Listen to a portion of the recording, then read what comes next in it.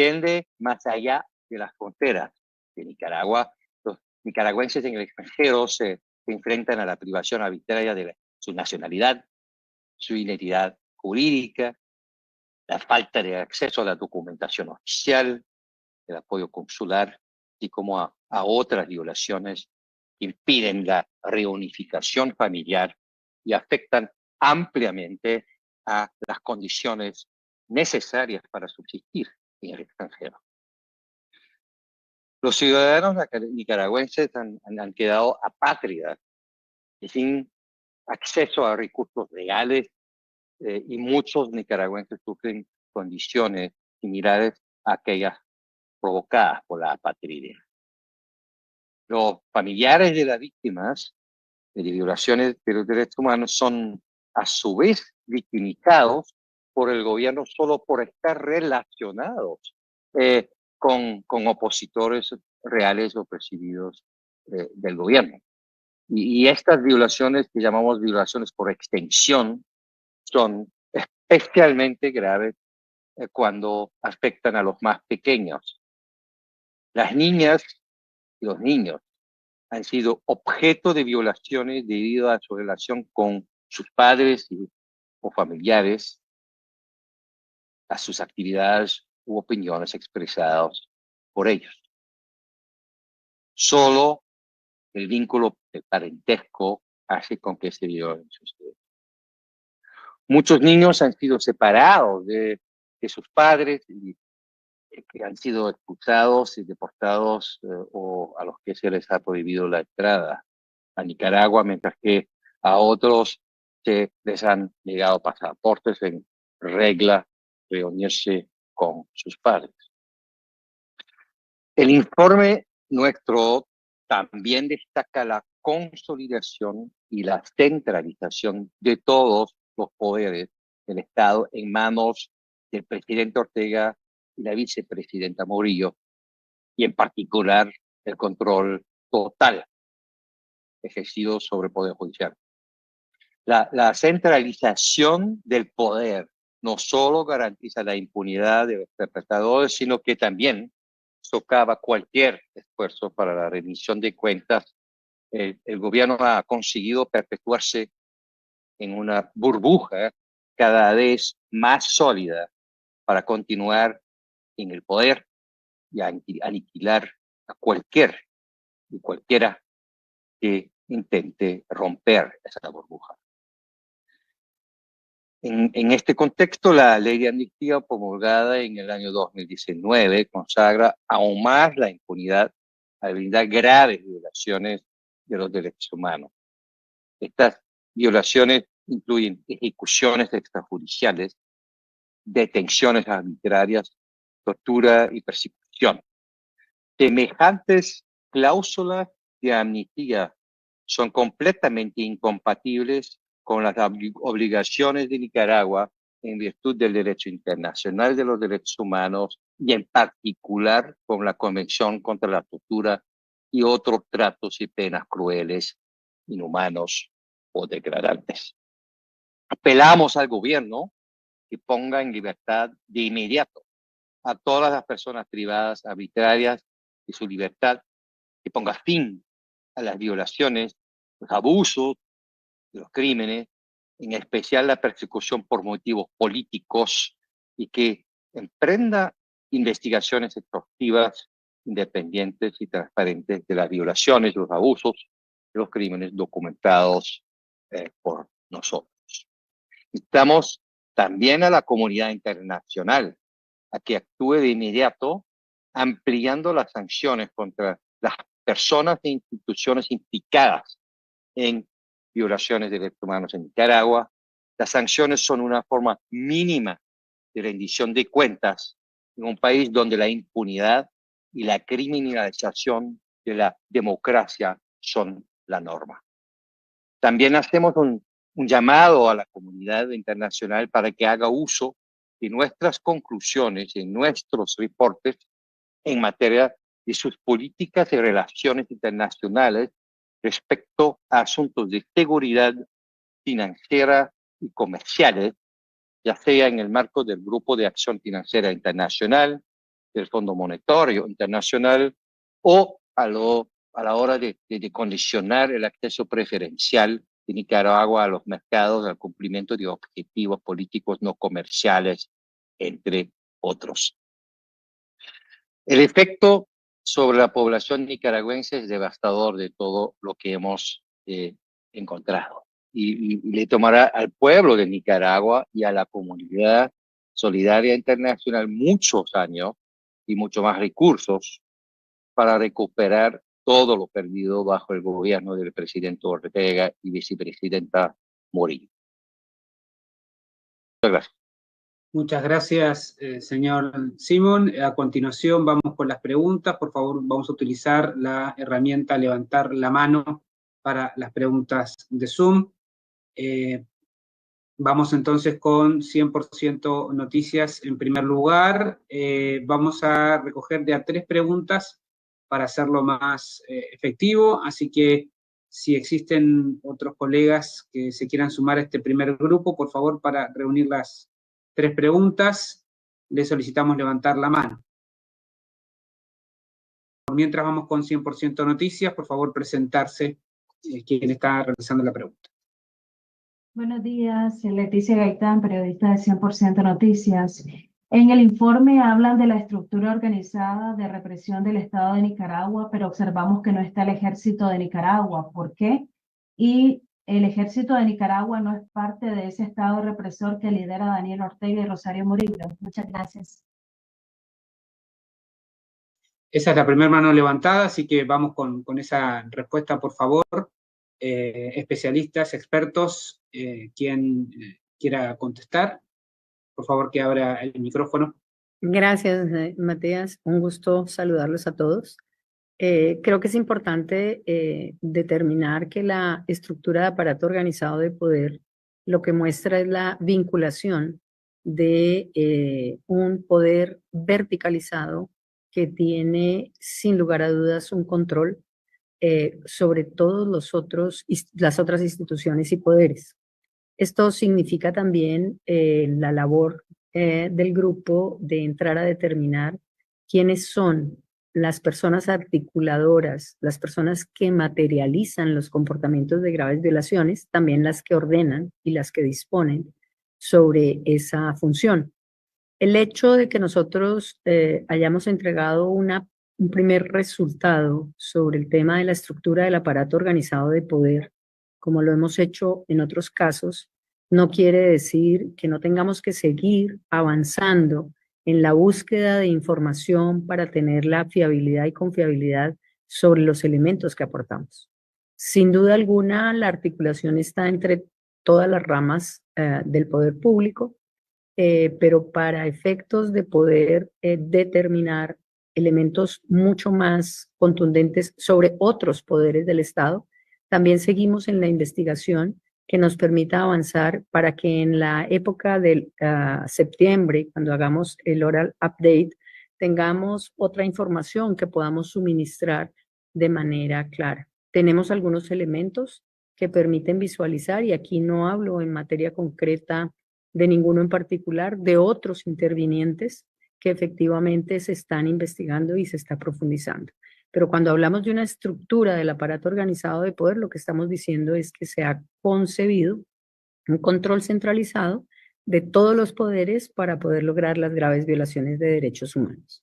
A la pregunta concreta de por qué no está un grupo en particular, llámese ejército o llámese de otra naturaleza, no quiere decir que no estemos investigando todos los grupos, sino que efectivamente tenemos que esperar la profundización de las investigaciones para dar la información correspondiente.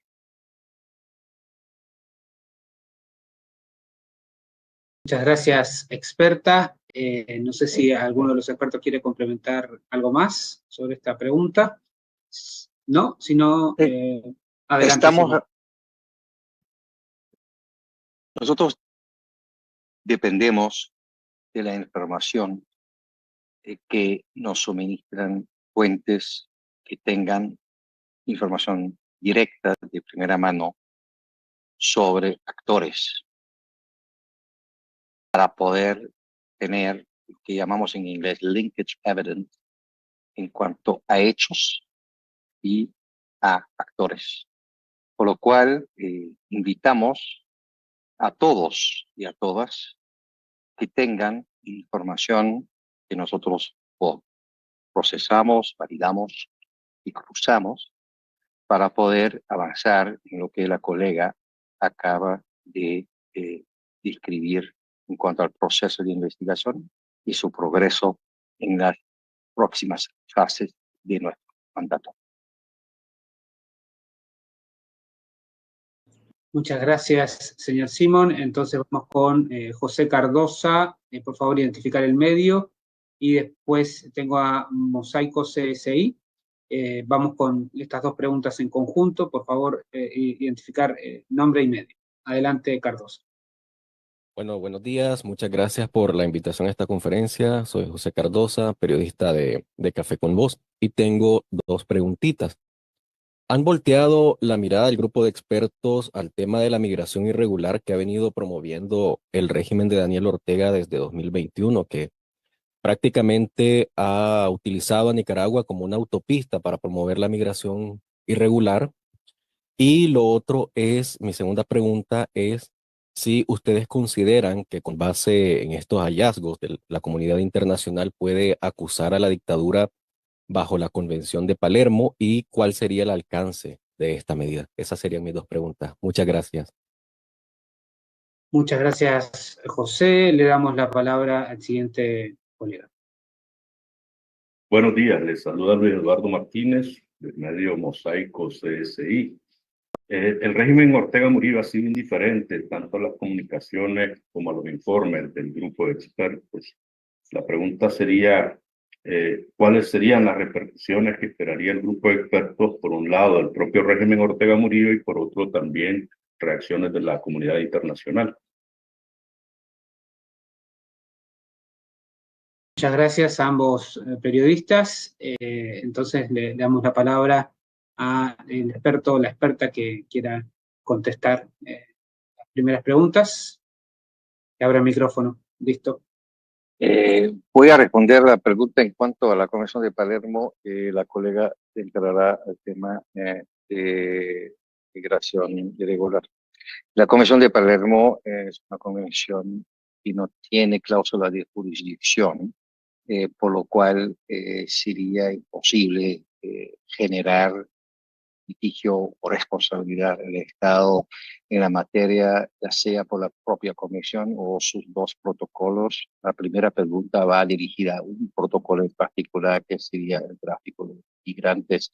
Así que esa no es una base jurídica factible para poder seguir un juicio a nivel internacional, pero que hay otras que podemos profundizar después para poder hold accountable al Estado de Nicaragua en una jurisdicción internacional.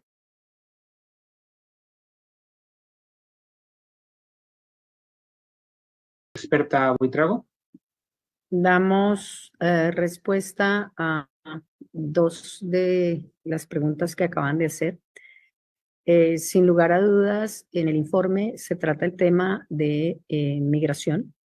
Desde el punto de vista de la información que se tiene del Alto Comisionado de las Naciones Unidas para los Refugiados en el tema ACNUR, que ha identificado un movimiento migratorio de 935,000 personas que han abandonado Nicaragua. Incluso estamos diciendo que tenemos unas solicitantes de asilo en número de 874,000, un poco más de 874,000 personas.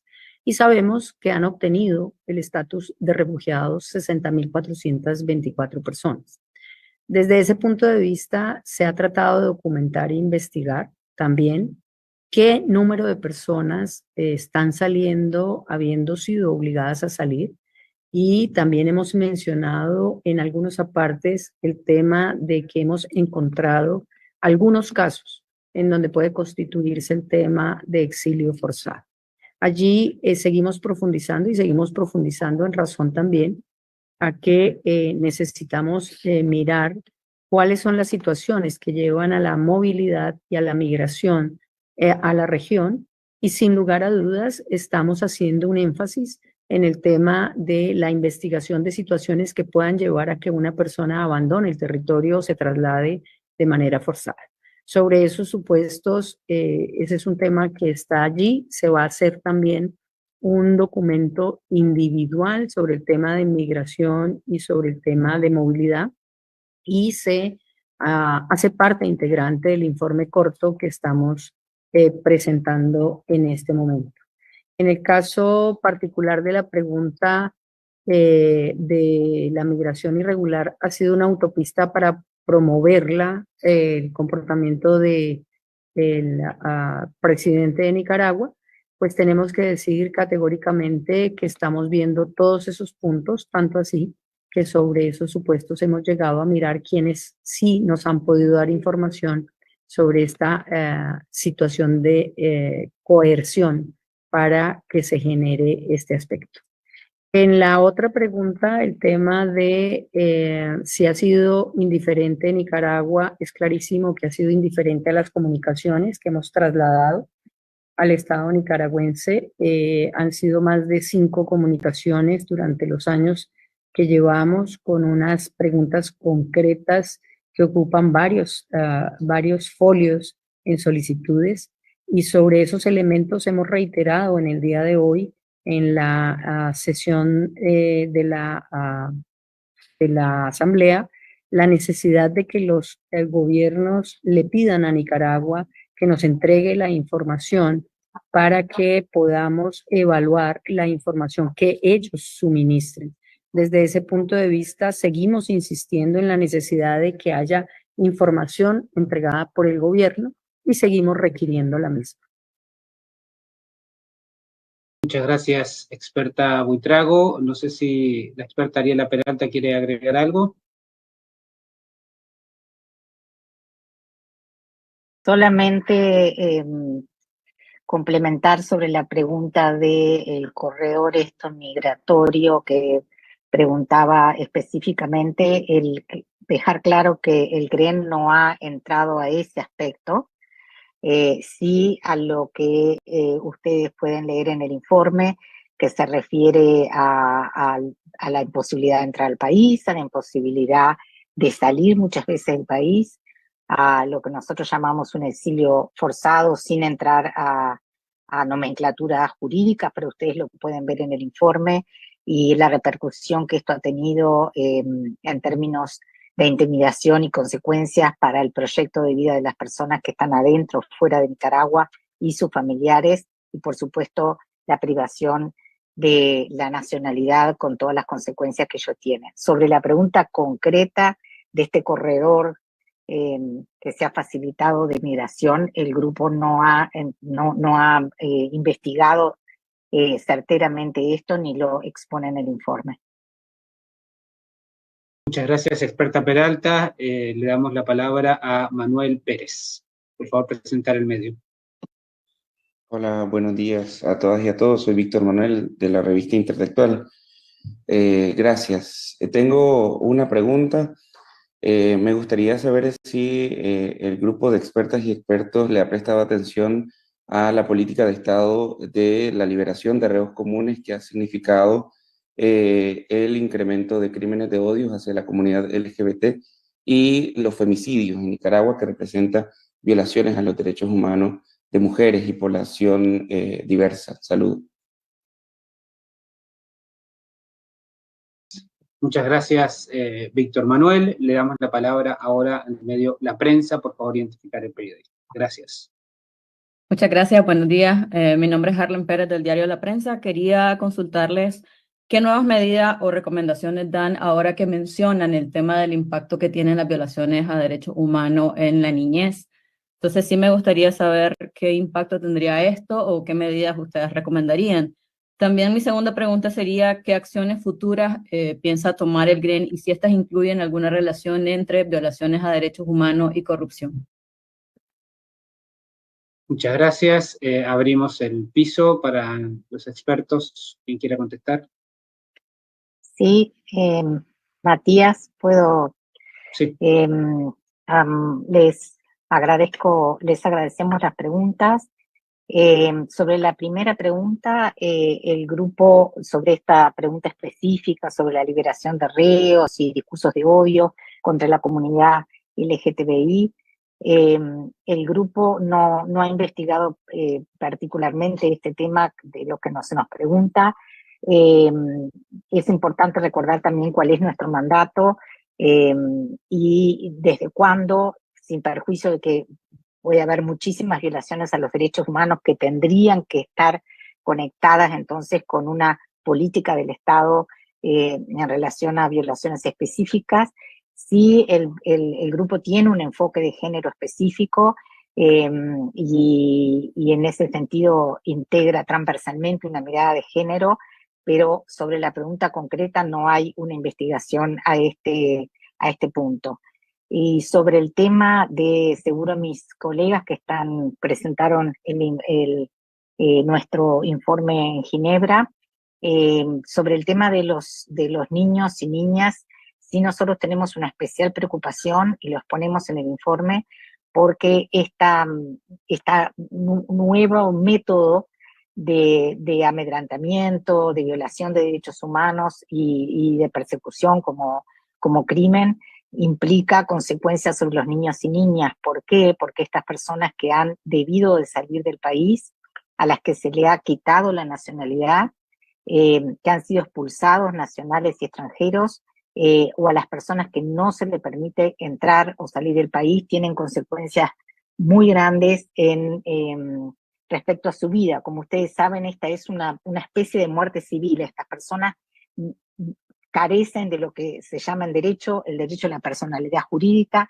el derecho a expresarse como una persona jurídica con derechos y obligaciones frente a las agencias estatales, y en este sentido estas personas no pueden, en términos generales, y el grupo lo determina, no pueden acceder a documentación, no pueden acceder a sus pasaportes, a su renovación de pasaporte, a sus registros de vida, a sus registros laborales, a sus registros estudiantiles. Hay una especial, ustedes lo van a ver en un CRP, pero hay determinadas poblaciones específicas que nosotros hemos profundizado mucho más en este segundo informe, y esto tiene consecuencias enormes sobre el núcleo familiar y la familia extendida, tanto en términos de que muchos padres y hijos quedan separados, se le prohíbe entonces la reunificación familiar, y muchos menores se ven afectados por la documentación, por la situación en que se encuentran, porque sus certificados de nacimiento no se registran, no se encuentran con los apellidos de los padres. Entonces esto tiene una repercusión enorme sobre los niños y niñas en la situación de estas familias, y por supuesto que el grupo va a seguir investigando y pone una especial atención a esta temática. Dejo si quiero a mis colegas que están allí para seguir respondiendo. Creo que había una última pregunta en este grupo. Muchas gracias, experta Peralta. Experto Simón. Sí, me voy a concentrar en la segunda pregunta en cuanto al tema de la corrupción primero. El mecanismo nuestro, conjuntamente con dos otros mecanismos activos del Consejo, tiene un mandato específico de también ver las causas estructurales profundas de las violaciones a los derechos humanos en Nicaragua. Y esta cláusula ha sido interpretada también ver temas que estarían relacionados con corrupción. La hipótesis es, eso lo hemos expresado en la entrevista del País ya hace un año, que detrás de una masividad de violaciones de derechos humanos de esta naturaleza, siempre hay un business plan. Y este business plan es el que se tendría que poner a descubierto. Obvio que esto genera luego después challenges de investigación. Quienes son familiarizados y conocen el tema saben que eso requiere determinadas características de personas que sean capaces de trabajar esos temas, pero somos muy confiados que en el futuro vamos a tener recursos que nos puedan facilitar este tipo de análisis.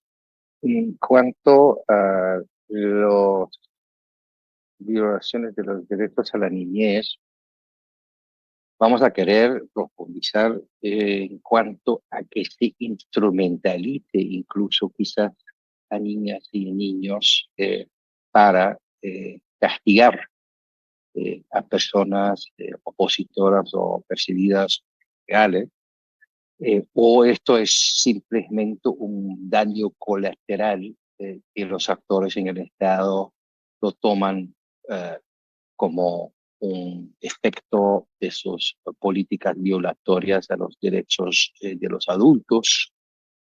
Esto requiere una profundización mayor para poder verlo. Y luego después hay que recordarse que si bien el Estado de Nicaragua ha sacado el coordinador residente de Naciones Unidas de varias agencias, hay 2 agencias y una en particular que sigue en el terreno, que es UNICEF. Y UNICEF tiene un específico mandato de velar por los derechos de los niños, por los cuales nosotros vamos a seguir con UNICEF este tema como poderle dar seguimiento en país.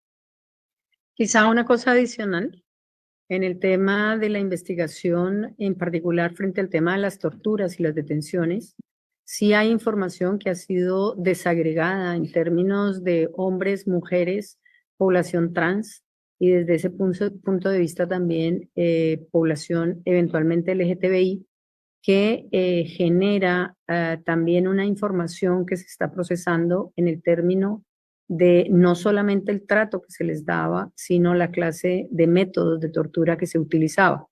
Desde ese punto de vista, el grupo ha recibido información en este sentido.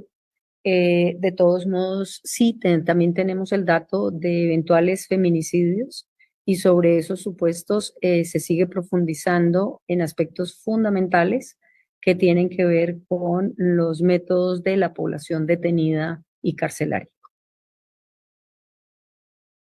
Muchas gracias, experta Buitrago. Tenemos una pregunta de Emma Amador. Si la puede realizar, por favor, en voz alta, porque la escribió en el texto, y presentar el medio, por favor, Emma.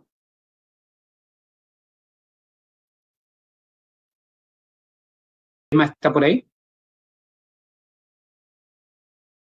Tal vez está... Sí, claro, sí, claro.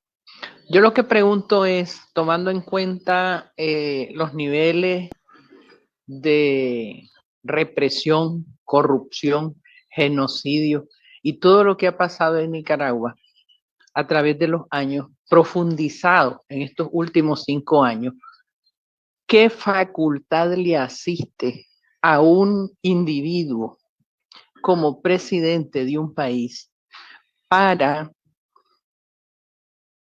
tomarse la atribución de despatriar a sus conciudadanos solamente por no estar a favor de sus mandatos dictatoriales, como es el caso de este país? ¿Hasta cuándo se va viendo que individuos de esta naturaleza haciendo daño a todo un pueblo? ¿Qué facultad legal le asiste a este individuo para que haga todo lo? Muchas gracias. Emma, ¿de qué medio? Disculpe, Emma.